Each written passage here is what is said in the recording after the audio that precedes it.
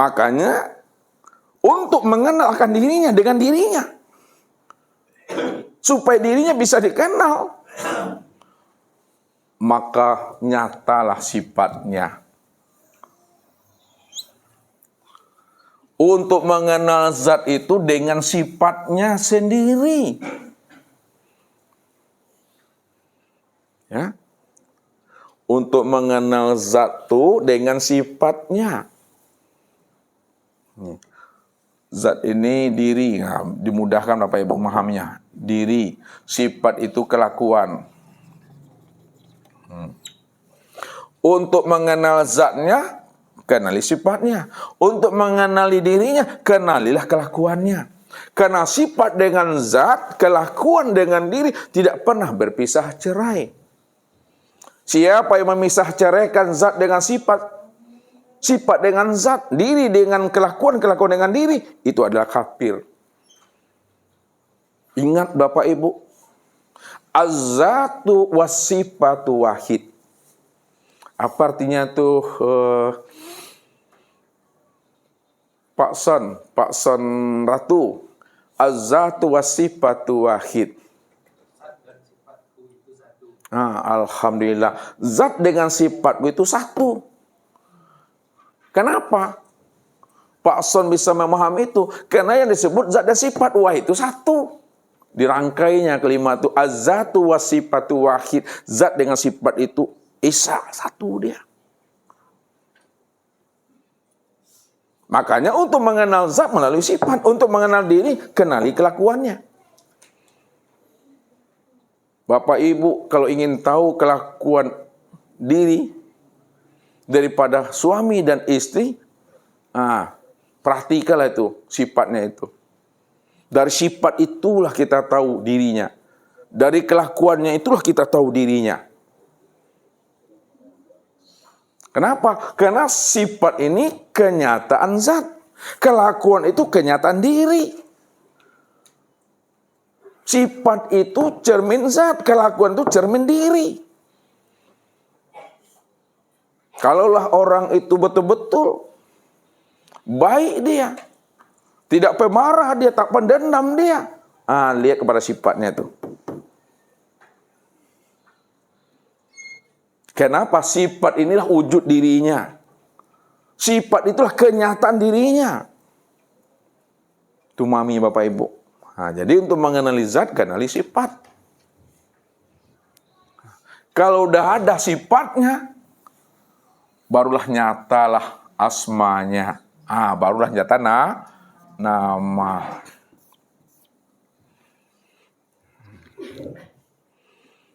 Jadi kalau orang mengambil piti rakyat, apa nama itu? Kelakuannya perangai itu mengambil piti rakyat, apa nama itu? Korupsi nama itu. Korupsi nama itu, apa nama itu? Makanya setelah ada sifat, barulah situ ada nama. Itu dia. Dari asma, kalau sudah ada namanya, barulah nyata perbuatannya. Kita ambil pelan-pelan, tarik dari tanazul. Nyatanya zat itu kena sifat, nyatanya sifat kena asma, nyatanya asma itu kena af'al. Lakukan namanya tarki. Nyatanya af'al itu kena asma, nyatanya asma itu kena sifat, nyatanya sifat itu kena zat. Nyatanya zat itu dengan sendirinya. Karena dialah wujud yang mutlak. Dia wujud yang mutlak. Wujud yang mutlak itu Bapak Ibu, wujud yang ahad. Itu maksudnya. Wujud yang mutlak itu wujud yang ahad. Esa tunggal tiada berbilang, hanya dia satu-satunya. Hanya dia satu-satunya itu tidak ada diri yang lain selain daripada dirinya. Itu maknanya. Hanya dia semata-mata. Itu yang ahad itu Bapak Ibu. Barulah kelihatan akan wujud nyata dirinya itu pada af'alnya. Ini yang disebut perbuatan.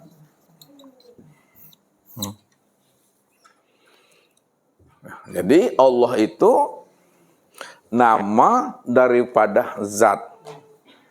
Pada zat itu ada sifat, pada sifat ada asma, pada asma itu ada af'al. Jadi setiap af'al itu kena asma, setiap asma itu kena sifat, setiap sifat itu kena zat, yang diri yang tunggal itu. Lalu bagaimana kita memandang diri yang tunggal yang bernama Allah itu? Lihat memandangnya lagi. Untuk memandang dirinya yang bernama Allah, pandanglah kepada Muhammad. Lihat ya. Untuk memandang dia yang tunggal itu, pandanglah kepada Muhammad. Ini bahasanya Ustaz, haluskan bahasanya. Kalaulah zat itu bernama Allah, nih. Nah, untuk memandang Allah itu, mandangnya itu kepada Muhammad.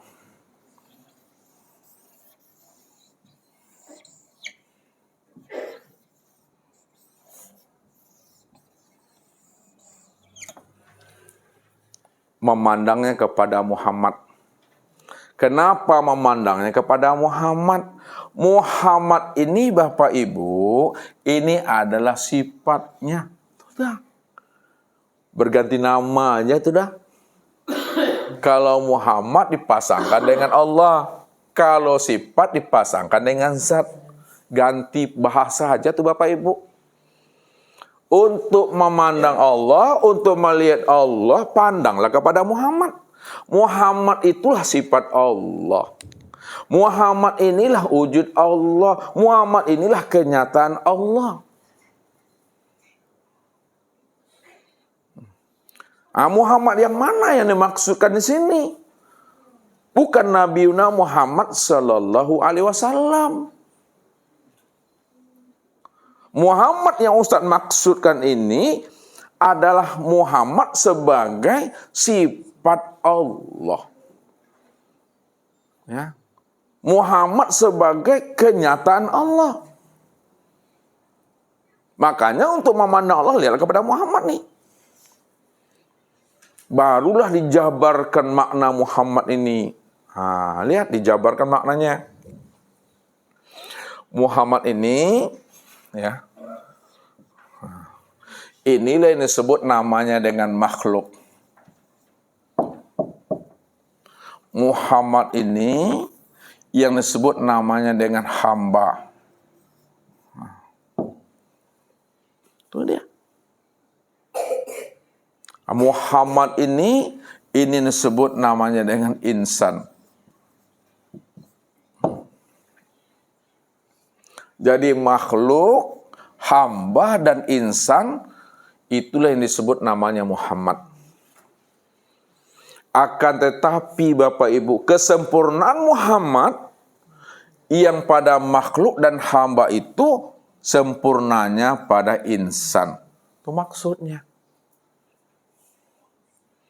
Maka lihatlah Muhammad itu pada diri masing-masing yang sudah disebut panggilannya dengan insan.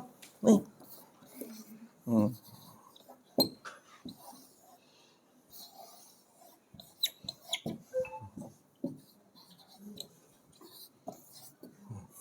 Disebut namanya dengan insan Bapak Ibu nih. Rupanya insan Muhammad Allah itu 3 nama, 1 diri, 1 wujud, 1 rupa, 1 nama, dan 1 rahasia tuh Bapak Ibu. Ya, 1 wujud, 1 rupa, 1 nama, dan 1 rahasia. Ya, cuma cara penguraiannya aja yang berbeda. Hakikat yang diuraikan itu tiada lain dirinya juga di situ. Kita lihat cara penguraiannya Bapak Ibu. Agak ke dalam dikit memahaminya. Zat Allah, nih zat Allah pada Muhammad ini disebut namanya dengan Rabbani. Itu dia.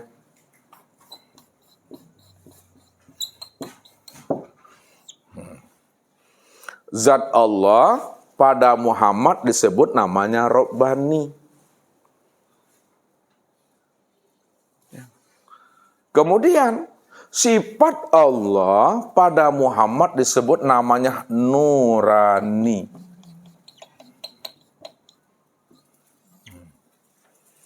Asma Allah pada Muhammad disebut namanya ruhani. Sedangkan af'al Allah pada Muhammad disebut insani.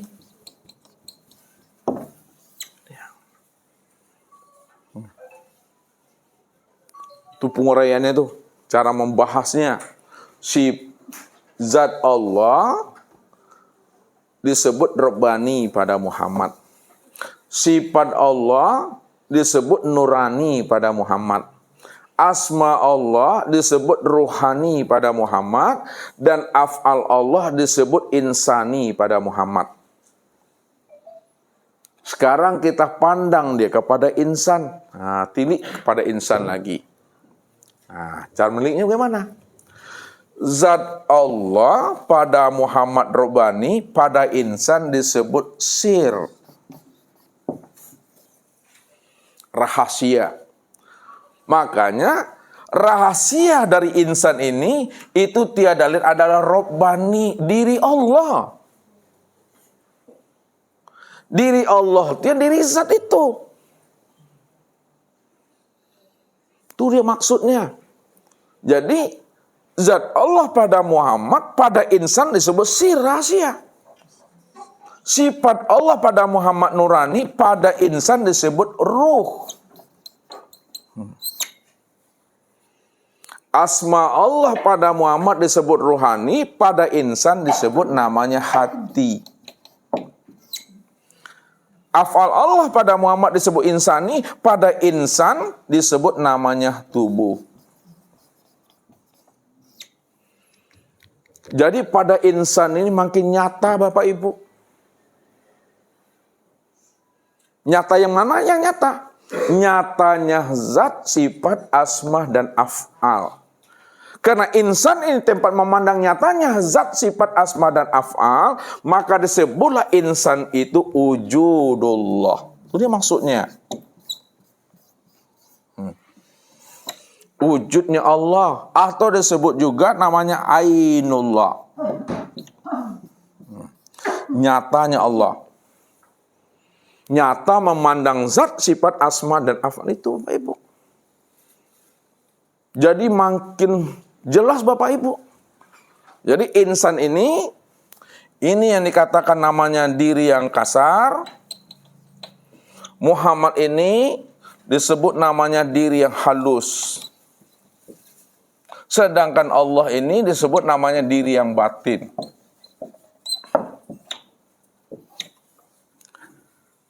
Namun orangnya tetap satu jua. Jadi untuk memandang Allah, Muhammad pandanglah kepada insan itu. Insan itulah kesempurnaan memandang akan Allah dan Muhammad. Sehingga kalau sudah terpandang Allah dan Muhammad pada insan, maka diberilah pemahamannya, pengertiannya. Insan itulah yang disebut namanya insan kamil mukamil. Nih. Insan kamil.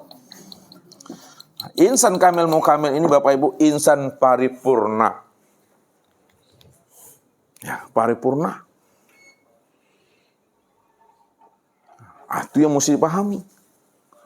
Makanya Nabi Muhammad Shallallahu Alaihi Wasallam itu adalah kesempurnaan daripada insan. Kenapa? Dari sekian banyak insan, sekian banyak manusia yang ditunjuk menjadi nabi dan rasul, itulah Nabiuna Muhammad Shallallahu Alaihi Wasallam itu. Jadi pada diri beliau sempurnalah zahir dan batin. Zahirnya bernama Muhammad, batinnya juga bernama Muhammad. Sedangkan zahir dan batin yang bernama Muhammad itu tiada lain rahasia diri Allah tuh. Disitulah letaknya dikatakan oleh ulama kasab bahwa Muhammad itu Basarun laisa kal basar. Apa artinya itu, Bu? Dia manusia tapi tidak seperti manusia biasa. Mana yang dikatakan manusia tapi dia tiada manusia biasa? Manusia dari sisi zahirnya, tapi tidak seperti manusia biasa, dipandang dari sisi batinnya. Itu yang nur itu, Bapak Ibu. Itu yang nur itu. Makanya dikatakan sifat Allah pada diri Muhammad disebut nurani. Nurani itu maksudnya nur.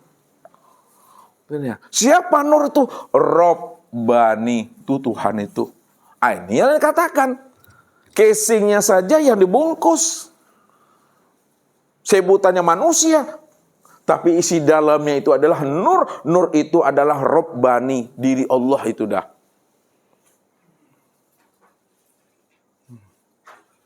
Jadi Robbani, nurani, dan ruhani ini, itulah yang katakan diri Muhammad itu. Sedangkan perbuatan Allah pada diri Muhammad itu disebut insani, diri yang halus tuh, diri yang suci itu, yang terang benderang. Itu insani namanya, Bapak Ibu. Ya, jadi kalau Bapak Ibu sudah mengenal akan rahasia diri, maka diri Bapak Ibu disebut diri insani. Hati Bapak Ibu disebut hati ruhani. Ruhnya Bapak Ibu disebut nurani. Rahasia Bapak Ibu disebut robbani. Siapa robbani? Robbani itu diri zat. Siapa nurani? Nurani itu diri sifat. Siapa ruhani? Ruhani itu asma. Siapa insani? Insani itu adalah af'al. Maka rahasiakanlah diri Allah itu pada Muhammad, dan diri Muhammad itu rahasiakanlah pada insan. Satu juga orangnya itu. Tidak berpisah cerai itu. Bukti dia tidak berpisah cerai, kita sempurnakan bahasanya. Bukti dia tidak berpisah cerai, sempurnakan bahasanya. Lihat. Allah itu adalah diriku. Nama diriku. Muhammad itu adalah wujud diriku. Wujud diriku. Sedangkan insan itu, ini insan, ya. Insan itu adalah rahasia, rahasia diriku. Aku juga yang menanggungnya itu. Nggak ada siapa-siapa tuh. Inilah yang disebut namanya perjumpaan dengan Allah itu, perjumpaan yang satu wujud, satu rupa, satu diri, dan satu rahasia. Baru Bapak Ibu bisa mengatakan perjumpaan Bapak Ibu satu wujud, satu rupa, satu nama, satu rahasia. Syaratnya Bapak Ibu benar-benar fana. Ya, fana itu yang akan menghantarkan bako. Fana itu apa maksudnya itu Bapak Ibu? Lenyap. Apalagi selain lenyap? Lebur, hilang. Itu bahasanya. Ya, itu terjemahnya. Kita masuk ke dalam makna daripada terjemah. Pahamnya. Apa makna fana, makna lenyap, makna lebur, makna sirna itu Bapak Ibu? Apanya yang dilenyapkan, apanya yang dileburkan, apanya yang disirnakan pada hari Bapak Ibu ini? Yang dilenyapkan itu, lihat. Lenyapkanlah, ya.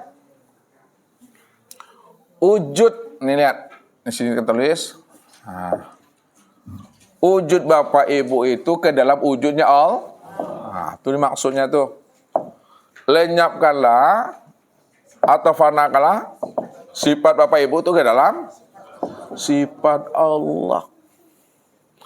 Kalau sudah lenyap wujud dan sifat Bapak Ibu ke dalam wujud dan sifatnya Allah, maka siapa yang sebenar-benarnya wujud dan yang bersifat? Allah tuh. Kalau Allah yang benar-benar wujud dan bersifat, maka siapa yang sebenar-benarnya yang hayat itu? Siapa sebenarnya yang sama itu? Siapa sebenarnya yang basor itu? Siapa yang sebenarnya yang kalam? Siapa yang sebenarnya yang ilmu? Siapa sebenarnya yang kudrat? Siapa sebenarnya yang irodat? Allah. Itu yang satu wujud tuh. Itu yang satu rupa, itu yang satu diri, itu yang satu rahasia pada diri insan ini. Karena dia yang wujud dan yang tunggal, Bapak Ibu. Makanya Nabi katakan, mutu qabla an tamutu. Matikalah dirimu, fanakan dirimu, tanggalkan dirimu nih, hilangkan dirimu nih, lepaskan dirimu, bunuh dirimu. Qabla an tamutu, sebelum dirimu mati yang sebenar-benarnya. Jadi sebelum mati hissi, sebelum mati hakiki, matikalah keakuan diri kita itu, keluar kita dari diri kita. Tapi sedikit, kata Allah, yang mau membunuh dirinya. Itu yang Allah katakan. Walau anna katabna alaihim aniktulu anfusakum aw ikhruju min diyarikum ma fa'aluhu illa qalilum minhum. Kalau aku perintahkan kepada mereka, bunuh dirimu, sembelih dirimu, atau kamu keluar dari keakuan dirimu, jangan kamu merasa ada lagi, jangan kamu merasa bersifat lagi, ma fa'aluhu, maka tidak ada yang mau keluar dari dirinya, tidak ada yang mau membunuh dirinya, illa qalilum minhum, melainkan sedikit saja di antara mereka yang mau membunuh dirinya. Padahal jalan untuk bertemu dengan Allah, jalan untuk bersuah dengan Allah, satu wujud dan satu rupa serta satu nama dan rahasia, jalannya itu mesti mati. Jalannya itu mesti fana. Inilah yang dikatakan mati sebelum datangnya ajal, mati sebelum habisnya usia umur, mati sebelum ruh itu melepaskan akan cangkangnya. Supaya Bapak Ibu tahu siapa yang hidup sesungguhnya. Inilah yang dikatakan oleh Rasul kepada kita ini. Siapa yang ingin melihat mayit berjalan di atas muka bumi ini, falyanzur ila Abi Bakrin. Siapa yang ingin melihat mayat berjalan di muka bumi, lihatlah kepada Abu Bakar, pandanglah kepada Abu Bakar. Abu Bakar itulah yang pandai mati sebelum datangnya ajal, dan dialah orang yang tahu hidup yang sebenar-benarnya. Dia yang pandai mati dan dialah yang tahu sebenar-benarnya yang hidup itu. Rupa yang hidup itu yang sebenar-benarnya yang dititipkan Allah kepada diri kita ini. Yang manusia tidak mau mengembannya. Manusia tidak peduli dengan amanah yang dititipkan itu kepada dirinya. Maka pantaslah manusia itu Allah katakan kal an'am bal hum adol itu. Ini memahaminya Bapak Ibu. Jadi Allah, Muhammad, insan satu dia. Ahad. Ada singkat dengan Ahad. Ahad.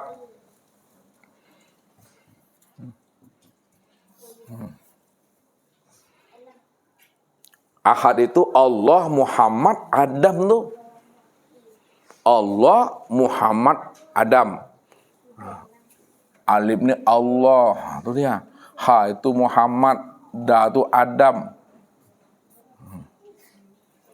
Adam tuh Allah, dalil Muhammad. Allah itulah bukti nyatanya pada Muhammad. Allah itu bukti nyata pada Muhammad. Yang disebut namanya Adam, tulisan itu. Makanya dikatakan Allah, al-insanu nafsi wa ana nafsuhu. Insan itu diriku, kata Allah. Kalaulah insan itu diriku, wa ana nafsuhu, akulah sebenarnya insan itu. Ini yang saya katakan. Rupanya Bapak Ibu nak urang, dokter Ustaz, tapi jangan diulang juga leh. Jangan diulang juga tuh leh. Pahami aja lah tuh leh.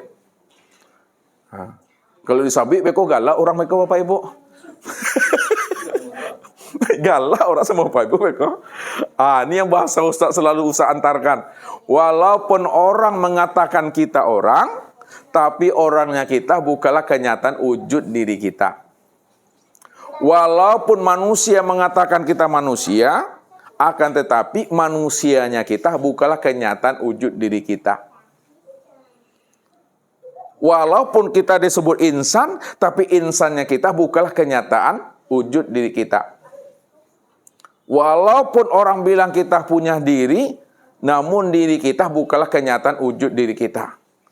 Kalaulah diri kita bukanlah kenyataan wujud diri kita, kalaulah insan bukanlah kenyataan wujud diri kita, kalaulah manusia bukanlah kenyataan wujud diri kita, dan kalaulah orang bukanlah kenyataan wujud diri kita, lalu siapa sebenarnya diri, insan, manusia, dan orang itu? Allah. Itu dia maksudnya itu. Itu rahasianya itu yang sebenar-benarnya. Diamlah di situ lagi Bapak Ibu. Itu yang disampaikan Nabi, man arafallahu kala lisanahu. Nih. Man arafallah kala lisanahu. Siapa yang telah mengenal Allah, dia yang wujud, dia yang bersifat awal akhir zahir dan batin, dia yang disebut orang, dia yang disebut manusia, dia yang disebut insan, dia disebut diri. Kala lisana aklulah di situ lagi. Jangan disebut. Kalau disebut tak nyata dia lagi. Kenapa kalau disebut tak nyata dia lagi? Nanti tersebut siapa? Tersebut sesuatu. Ya. Tersebut nanti orang, tersebut nanti manusia, tersebut nanti makhluk, tersebut nanti alam. Itu yang nyata nanti itu. Ya, nyata alam, nyata manusia, nyata orang, nyata sesuatu, nyata makhluk. Tapi bagaimana supaya dia nyata? Jangan disebut, jangan ditunjuk, pandang, salah. Tengok, salah. Diam, rasakan, sadari. Itu cukup. Itu memahami kaji. Makanya kesempurnaan makrifat itu ya di diam itu. Bukan di omongan. Bukan di kata-kata. Sebab kalau makrifat itu letaknya di kata-kata. Andai kata Bapak Ibu diam, maka Bapak Ibu tak makrifat lagi. Kalaulah makrifat itu letaknya di lidah, di lisan, sekiranya Bapak Ibu diam saja, maka ketika itu Bapak Ibu tidak makrifat lagi. Kalau Bapak Ibu memahami makrifat itu pada lisan. Padahal sebenarnya makrifat itu bukan letaknya di lisan, bukan di kata-kata. Di diam. Memandang, melihat, menyaksikan. Itu dia sebenar-benarnya. Dirasakan, diimani. Itu dia. Barulah nyata dia. Rupanya segala yang nyata dalam bentuk rupa yang berbeda, wujud yang lain. Itulah kenyataan akan diri yang tunggal itu yang sebenar-benarnya. Jadi kesimpulannya memang kembalikan lagi kepada yang kosongnya. Tak bisa disebut, tak bisa diuraikan lagi. Karena tak bisa disebut, tak bisa diuraikan, namun dia nyata, itu yang Allah itu dah. Cuma dirahasiakan aja dalam penyampaiannya. Letak rahasianya gimana? Bahwa segala sesuatu itu adalah tempat bersembunyinya Allah. Itu bahasanya lagi itu. Segala sesuatu yang wujud, segala sesuatu yang nyata, segala sesuatu yang ada ini tempat bersembunyinya Allah, tempat berselindungnya Allah. Padahal siapa yang sudah paham sesuatu, sudah paham yang wujud, sesungguhnya sesuatu yang wujud itulah sebenarnya diri Allah itu. Namun tidak boleh disebut. Itu aja tuh. Kesimpulannya. Kalau Bapak Ibu sudah duduk pada makrifat, maka tidak ada yang bisa disebut. Tidak ada yang bisa diuraikan, tidak bisa lagi ditanyakan Bapak Ibu. Cukup diam saja. Akan tetapi, kalau Bapak Ibu duduknya di hakikat, barulah bisa disebut. Barulah bisa dicerita. Barulah bisa diurai. kita menceritakannya, kita menyebutnya, kita menguraikannya untuk membukakan rahasia daripada dirinya Allah tadi itu. Kita membukakannya, kita menceritakannya, kita menguraikannya untuk membukakan tabir rahasia diri Allah ini. Jadi ketika kita buka, disitulah dia bersifat. Ketika kita ceritakan, disitulah dia bersifat. Namun yang kita ceritakan itu dia tidak bersifat. Baru dikatakan bersifat setelah kita menguraikannya. Baru kita katakan bersifat setelah kita menerangkannya. Namun yang kita terangkan itu dia bukan bersifat. Disitulah dikatakan Allah itu sifat namun dia tiada bersifat. Dia dikatakan tiada bersifat kalau dia itu cukup didiamkan saja. Cukup dipahami, dirasakan, disadari dan diimani saja. Nah, kalau diuraikan, maka bersifat dia. Baharu sebutannya, muhaddas namanya, makhluk katanya. Padahal yang muhaddas, yang baharu, yang sesuatu, itulah diri yang sebenar-benarnya itu. Nah, itu nggak bisa dipisahkan Bapak Ibu. Tinggal Bapak Ibu untuk memahami dan meniti di atas kalam-kalam Ustadz tadi yang sebenarnya. Itu mengutarakan isi dalamnya. Jadi kalau Ustadz menghantarkan kaji ini dengan rasa, Bapak Ibu mestinya memahami dengan rasa. Jangan dibenturkan dengan akal. Kalau dibenturkan dengan akal Bapak Ibu, angik kepala wah. Ya minum ube kok ulang itu mah. Nggak bisa tuh Bapak Ibu dengan rasa. Ustadz dulu pernah Bapak Ibu, Ustadz coba mau mengalinya dengan akal. Muntah Ustadz Bapak Ibu, muntah. Ya. Di ketika muntah itulah munculnya Sidratul Muntaha itu.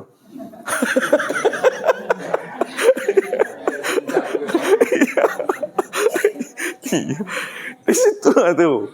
Memang tidak bisa lagi ya Ustadz mengalir aja dah. Ustadz takut Ustadz apakan kepalanya udah pusing. Ustadz ambil wudhu, kemudian Ustadz sholat sunat, itu Ustadz bareng-bareng. Alihkan pandangan pada yang lain. Sebab kalau kita pikir dia mendenyut-denyutnya ini nih ya, kepala nih, payah kita tidur tuh. Akhirnya Ustadz lepaskan. Tidak ada Ustadz pikir-pikir karena. Barulah dia ketika tidak dipikirkan, ketika tidak bernafsu, ketika tidak ada diri, disitulah munculnya itu kalam-kalam Tuhan itu. Situlah letaknya rahasia-rahasia itu. Wastona'tuka li nafsi wa anahtartukah pastami' lima yuha. Aku pilih dirimu tempat bagi diriku. Maka dengarkanlah kalam-kalam aku yang akan aku hantarkan ke dalam hatimu, kata Allah. Karena hatimu itu adalah Baitullah. Hatimu itu tempat memahami akan wujud rahasia diri aku, kata Allah. Maka aku yang ada di dalam dirimu. Cuma kalau dikatakan aku di dalam dirimu, kecil kali pula Tuhannya. Ada Tuhan dalam diri. Makanya salah kita menghantarkan kata, salah pula orang menyimak dan memahaminya. Maka pilihlah kata yang tepat dan kata yang pas dalam penyampaiannya. Maka kata yang pas dan yang tepat untuk malam dan sekarang ini, aku nyata pada dirimu, Allah. Bukan aku di dalam dirimu. Ya. Disitulah letak rahasia Allah zahir dan batin. Batin bukan di dalam, zahir bukan di luar. Karena aku sudah meliputi zahir dan batin. Kalau aku sudah meliputi yang zahir dan batin, yang batin itu dizahirkan, yang zahir itu dibatinkan, pandang satu ujungnya.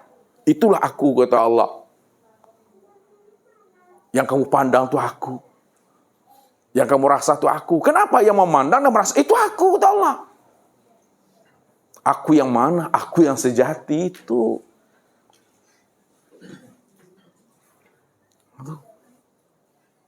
Coba tarik napas Bapak Ibu, tarik dalam-dalam. Ketika Bapak Ibu menarik dalam-dalam, ketika itu muncullah kekosongan itu sebenarnya. Kosong dia. Itu rahasia itu. Makanya nggak bisa lagi dicerna dengan akal pikir, cukup dipahami aja. Kalau Bapak Ibu cerna-cerna juga, Ustaz katakan Bapak Ibu tidak akan sanggup Bapak Ibu memahaminya itu. Ya. Kenapa? Karena yang bisa mengenal aku ya aku. Kamu tak ada atau Allah. Bisakah yang tidak ada mengenal Tuhan? Tak bisa. Yang bisa mengenal Allah yang ada. Yang ada yang bisa mengenal Allah. Sekarang Ustaz tanya, kalau yang ada yang bisa mengenal Allah, Bu Rani, siapa yang ada itu? Allah. Kalau yang ada itu adalah Allah, itu maknanya Allah lah yang bisa mengenal akan dirinya sendiri, Bapak Ibu. Selain dia, no way. Ya bisa, mana bisa tuh? Maka jangan sandarkan kepada kecerdasan akal pikir Bapak Ibu. Berlian pun akal kita, cerdas pun kita, tinggi pun ilmu kita. Oh, gelar kita ada banyak Bapak Ibu. Jangan sandarkan pengenalan diri Allah kepada gelar, titel dan ilmu serta kecerdasan akal pikir, tak akan pernah sanggup Bapak Ibu. Nah, tapi ketika kita sudah memahami, sudah duduk pada maqam Sidratul Muntaha, maka muncullah di situ, ya, pengenalan dirinya kepada diri kita itu Bapak Ibu. Jadi lebih banyak kita mengambil pelajaran terhadap peristiwanya Nabi Musa melihat Tuhan itu. Nah, siapa yang bisa memahami peristiwa Musa melihat Tuhan? Seperti apa yang dia pahami? Nah, ketika itu insya Allah Bapak Ibu, setelah Bapak Ibu pingsan, lalu dia sadar, disadar itulah munculnya Tuhan itu yang sebenar-benarnya. Itu yang disebut kesadaran Tuhan, bukan kesadaran Musa, bukan kesadaran diri Bapak Ibu. Kalau Bapak Ibu sadar dengan diri Bapak Ibu, padahal di Bapak Ibu tidak ada. Itu ngaku-ngaku di situ tuh. Itu yang dikatakan wujuduka zanbun, adanya pengakuan dirimu, itulah dosamu. Wujuduka hijabun, adanya pengakuan dirimu, itulah hijabmu. Jadi supaya tidak ada hijab, tidak ada dosa, jangan ngaku-ngaku Bapak Ibu. Ya. Tuh maminya. Mungkin itu saja Bapak Ibu, udah panik juga aku Mudah-mudahan Allah berikan kita kemudahan dan kepahaman dalam memahami ini, sehingga sebelum habisnya usia umur kita, kita benar-benar Bapak Ibu sudah liko kita dengan dirinya, satu wujud, satu rupa, satu nama dan satu rahasia pada diri sendiri. Inilah sebenar-benarnya Bapak Ibu. Billahi taufiq wal hidayah. Wassalamualaikum warahmatullahi wabarakatuh.